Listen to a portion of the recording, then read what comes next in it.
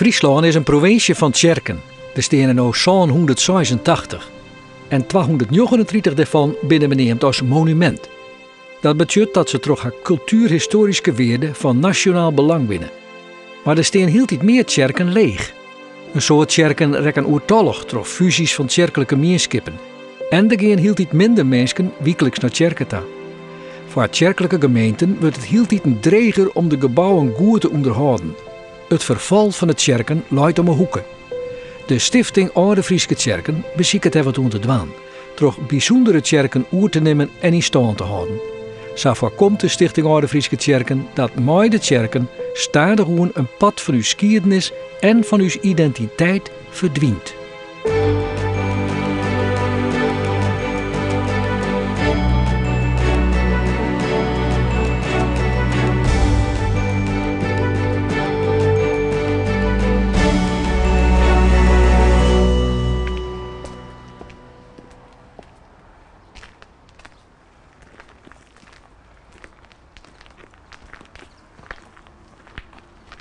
Schitterend, nou dit oude kerkje van Zwiegem. Dit is een van de oudste baksteenkerken van Friesland. Nou wel Romaans, maar dan niet meer in tufstenen, maar in bakstenen. Zwiegem vind ik nog een van de mooiste dorpskerkjes van Friesland.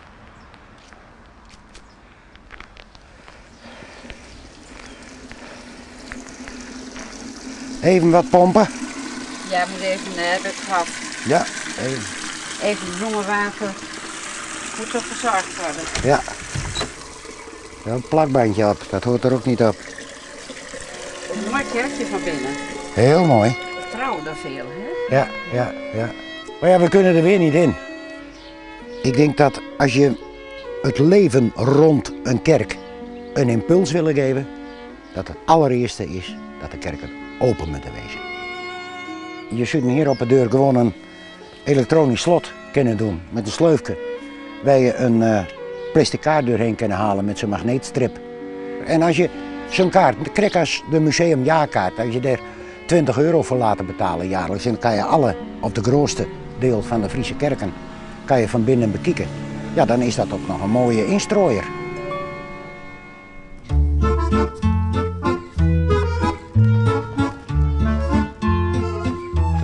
Ik doe de PR van het cultureel centrum De Grote Kerk. En dat houdt in dat ik me bezig hou met het promotie van de activiteiten, zoals de persberichten, de advertenties, het samenstellen van het programmaboekje. Dat is toch wel, denk ik, sowieso al een paar uur per week. En vooral de laatste tijd zit er veel werk in, omdat we veel bij de bouwcommissie zitten. De kerk die wordt op het moment gerestaureerd. Een bestuur heeft gevraagd of ook de inrichting aangepakt zou kunnen worden. Dan kunnen wij met een aantal ingrepen ons programma-aanbod vergroten.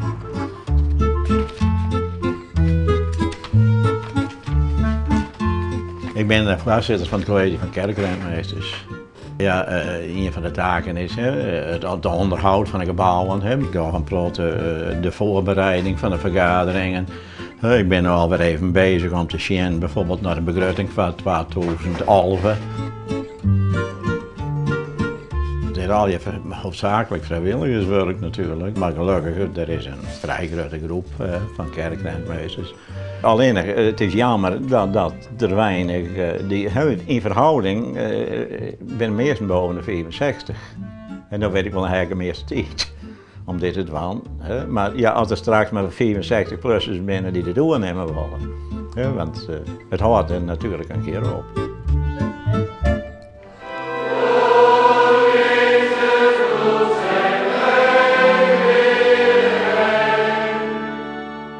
Een soort tjerken binnen nog gewoon in gebroek als tjerken. Er wordt nog wekelijks een eredienst houden.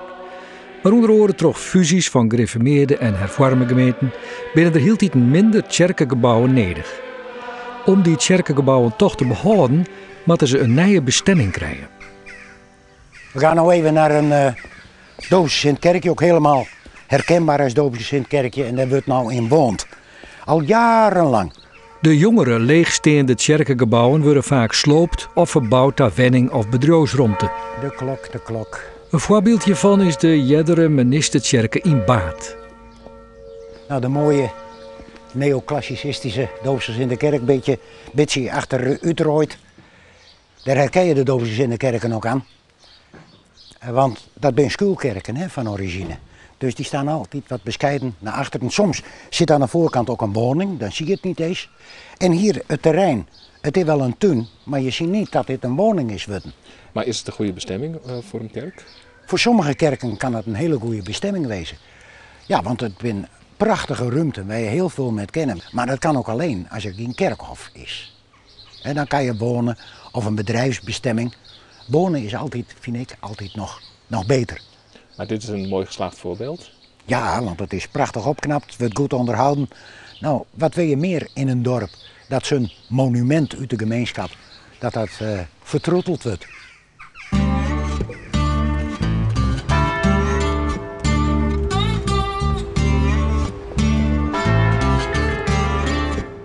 Voor kerken met een monumentale status is het vaak dreig om een nieuwe bestemming te vinden. Het is lastig om deze kerken geschikt te maken voor orenfuncties. Hoe een rijksmonumenten mooi net al te volle vertimmeren worden. Boven dat binnen de gebouwen vaak groot en duur in onderhoud. De Van Harenkerke uit 1683 in Sint-Anne is zo'n monumentale kerke die een nieuwe bestemming nodig had. De kerk is onder oren bekend doordat kunstschilder Rembrandt van Rijn trouwd is in de voorganger van de Joeduistige Van Harenkerke.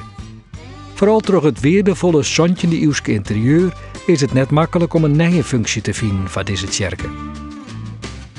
Je kan natuurlijk altijd culturele gebeurtenissen organiseren. Die smieten meestal niet zoveel op. Daar moet vaak zelfs nog subsidie bij.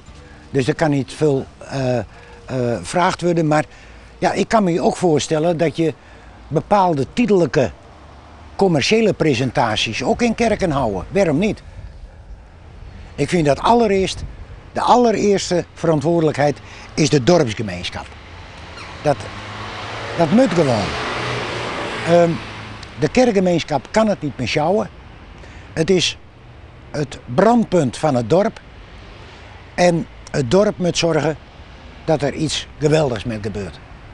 Ja, dan moet er wat uitkomen uit dat dorp. Want je kan natuurlijk beginnen met de vraag van wil je hem dat die kerk sloopt wordt? Moet die kerk maar fut? Nou, dan zou je zien. Dan gaat iedereen op een steiger staan om de kerk te redden. En dan komen er geheid bij het dorp passende ideeën op tafel.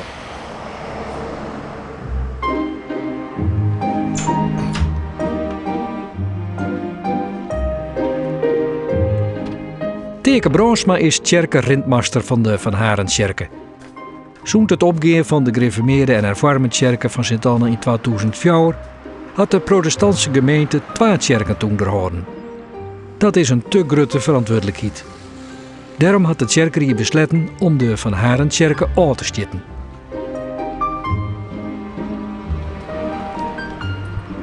Moet er nou veel gebeuren met zo'n kerk? Ja, er is altijd wel werk mee. Dan is er soms weer wat met de klok, die slaagt net op tijd of die van slag. Vliegend hier hebben we de vlierverven. Nou, dit hier gingen we op het programma om de banken een keer aardig in de was te zetten. Nou ja, dat moet dan alle jaar met vrijwilligers gebeuren. En zo kun je heel wat werk met een kerk om die wat goed te houden. Het zal altijd een kerkenbril maken, vinden wij, als protestantse gemeente Sint-Anne. Maar ja, er kunnen natuurlijk dingen mee gebeuren. Een schilderij-expositie, daar heb ik al een keer op. Misschien kun je nog wel een schilderij van Rembrandt vinden. Je weet het maar nooit. Oh, je bent al los, ook wel. Wilt wat? Tineke? Het gaat goed. Ja. Ja, nee, keurig. Dit knapt er een steek van op.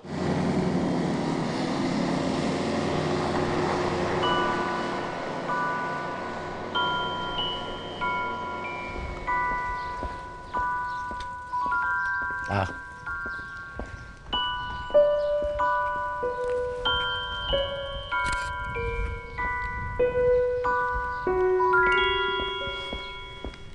Een nieuwe bestemming van het kerkengebouwen is vaak een gevoelig onderwerp. De Rooms-Katholieke Kerken zocht zijn kerken als wijde gebouwen. Ze hebben liever net dat het een oren functie krijgt. Voor de protestantse kerken hebben het kerkengebouwen geen heilige waarde. Bij het afstieten van een kerken levert het ook bij harren soms spanningen en emoties op. Uit religieuze uitjoeging of uit emotionele reden. De kerken spelen een grote rol bij belangrijke zaken in het leven van de mensen, die als doop, huwelijk of begrafenis. Ja, hier staan wel de mooiste grafmonumenten hier van Blessem. Dat is een edicula-vorm, dat is een klassicistische vorm, maar heel sierlijk maakt. Maar hoe sierlijk het ook is, het geeft ook een drama weer. Want Maaike Kalma is met 45 jaar is al weduwe geworden en ze is daarna nog 28 jaar weduwe geweest voor haar dood. En dat heb je heel veel op Kerkhoven. De dramatiek van het dorp, de geschiedenis van het dorp, die leidt in de kerk en die leidt in het kerkhof eromheen. Daarom is het ook zo belangrijk dat de kerken en de kerkhoven eromheen, dat die een centraal plak houden in het dorpsgemeenschap. En dat gebeurt hier in Blessem. Het is een kerk van de stichting en het wordt nou niet gebruikt als het dorpshuis, maar wel als centrale ontmoetingsplek. Verleden week, vorig weekend, is hier een grote kunstmanifestatie in het hele dorp gehad. Maar de kerk stond centraal, want er gebeurde ook van alles. Vanmiddag is er bijvoorbeeld een huwelijk. Dat gebeurt natuurlijk niet elke dag. Maar dat zijn de dingen die tellen voor een kerk. Want het is het brandpunt van het dorp.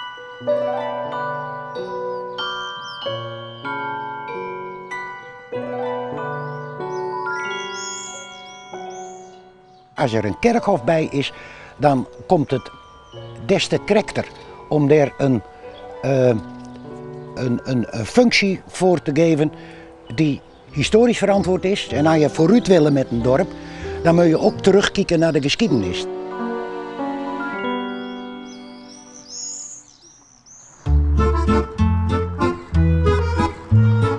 Sint-Jabik is een dorp met ongeveer 1800 inwoners.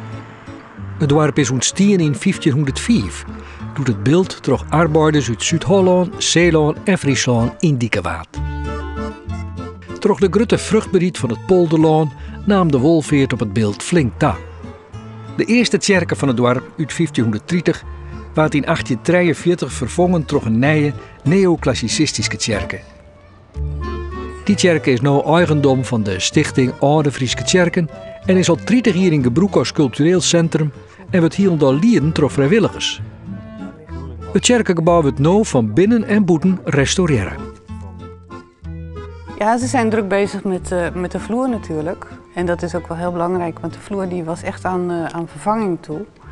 Tijdens alle restauratiewerkzaamheden kom je natuurlijk van alles tegen. En ze hebben inmiddels een aantal graven gevonden hier en daar. Ook liggen er nog wat botten en schedels verspreid. Dus het is even kijken wat er verder nog gevonden wordt. Er komt een nieuw podium aan de oostkant. En we krijgen daarbij nieuwe verlichting en een nieuwe geluidsinstallatie. De akoestiek in deze kerk is gewoon heel goed voor muziek. Maar voor spraak is het een stuk minder, omdat de galm nogal groot is. Dus we hebben dan microfoons, speciale microfoons, hebben we op ons wensenlijstje staan. Zodat ook de spraak een stuk beter is in de kerk. Wij nodigen ze uit. En verder zouden we ook nog heel graag nieuw meubilair willen. We hadden hele harde eikenstoelen, die kunnen we ook niet stapelen, die zijn vrij zwaar ook. En we willen hele lichte, gezellige stoelen. Voor de mensen, dat ze lekker kunnen zitten en dat ze kunnen genieten van het concert. Prachtig. En straks is het klaar. En dan denk je achteraf. Ja, hadden we handen.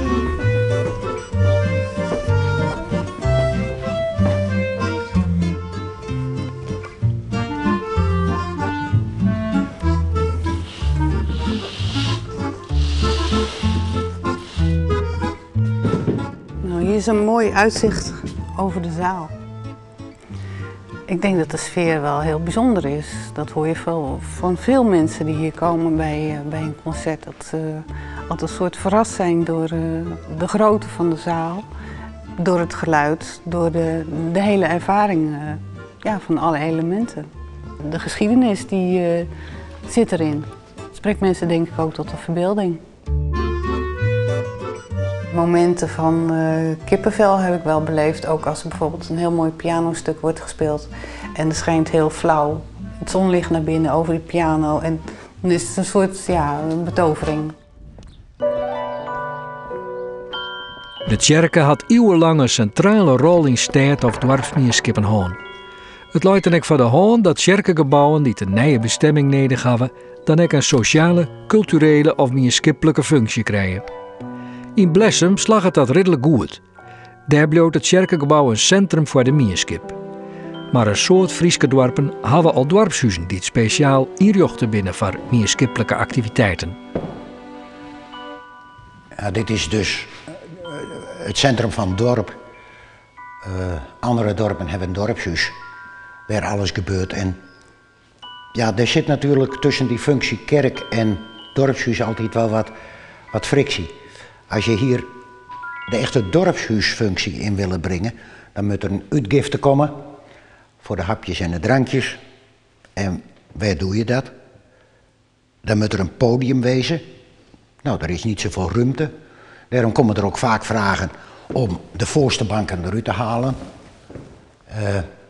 En dat is voor die nieuwe functie ook wel terecht. Maar het heeft nou zo'n complete sfeer. Dus dat is heel moeilijk als monumentenliefhebber om nou te zeggen, nou jongens, je willen dat verder uitbreiden. Dat moet mogelijk wezen. Aan de andere kant zei je ook weer, dit is 19e eeuws meubilair. En dat is op zich niet van zeer grote waarde, maar als geheel voor de sfeerbepaling wel. Ja, dat is moeilijk. Er moet op een of andere manier in de functies wel deurskoven worden om die kerken te bewaren. En heel veel dorpen hebben een goed dorpshuis, goed draaiend dorpshuis. En dan zei je, wat moeten we met de kerk?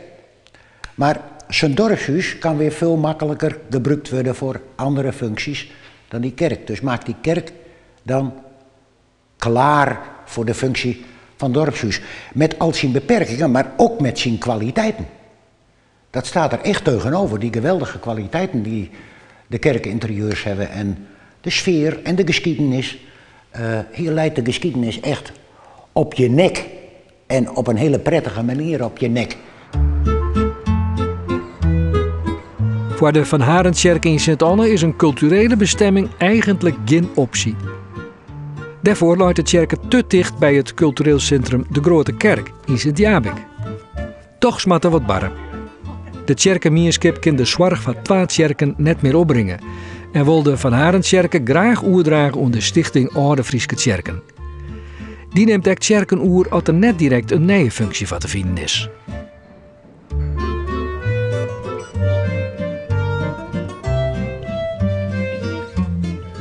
Meneer Brandsma, hoe ziet de toekomst er nou uit van deze kerk?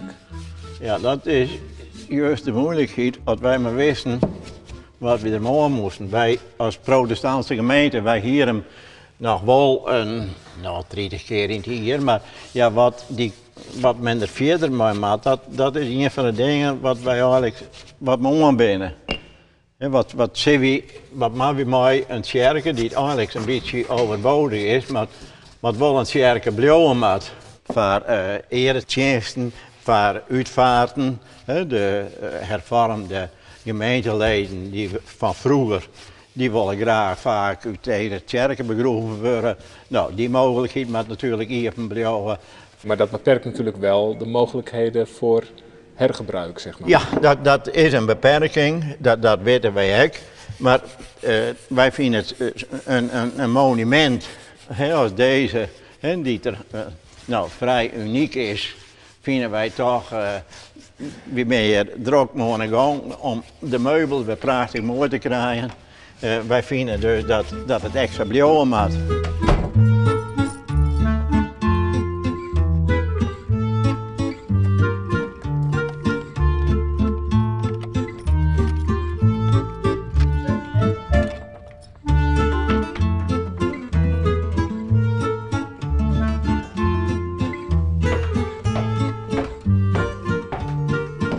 Het is toch een van de moeilijke punten om aan te gaan.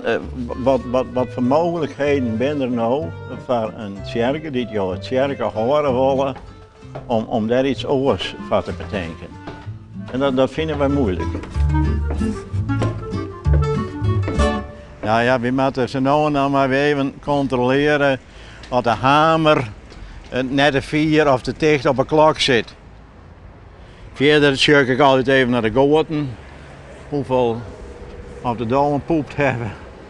Als er schoonmaken worden moet, nou dat is meestal mijn loopkeer, maar misschien 12 strijker in die dat we hier even boven sjouwen, maar verder is dat niet nodig.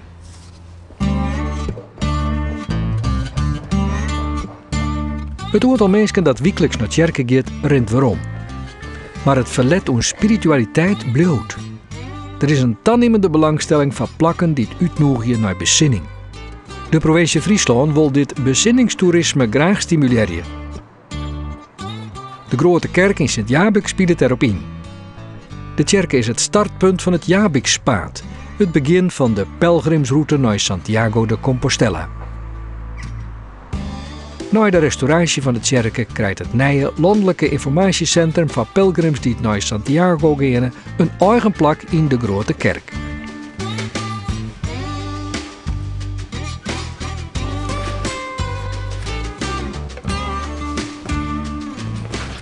Goed, we zijn hier in het voorportaal van de Grote Kerk. En de bedoeling is dat het helemaal wordt verbouwd voor Stichting Jabikspaad. Dan krijgen ze een permanente expositieruimte, informatiecentrum, stiltecentrum. Goed, weer naar de noordkant. Dus maak je aardig wat kilometers. En nu hebben we hier aan de voorkant nog een monument staan. Dat is gemaakt door Henk Rusman. Het monument is de poort en het beeld symboliseert dus eigenlijk de tocht naar het oneindige.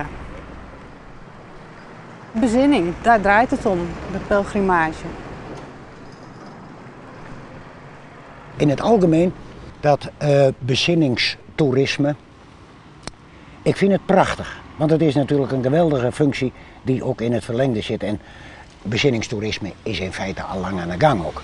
Maar dat dat een smoel krijgt, dat het een programma krijgt, dat is een hele goede zaak. Maar ik vind wel dat de kerken goed moeten uitkijken en goede dingen moeten bedenken dat het ook wat opbrengt. Voor het onderhoud van de kerk, voor het voortbestaan van de kerk. De behoefte aan spiritualiteit, die blijft wel. Ja, daar ben ik van overtuigd. Want ik ben ongelovig opvoeden. Ik heb niks meer met de kerk, als organisatie niet. Maar in elke kerk voel ik de aanwezigheid van de alomtegenwoordige met een hoofdletter. Ja, dat blijf ik voor.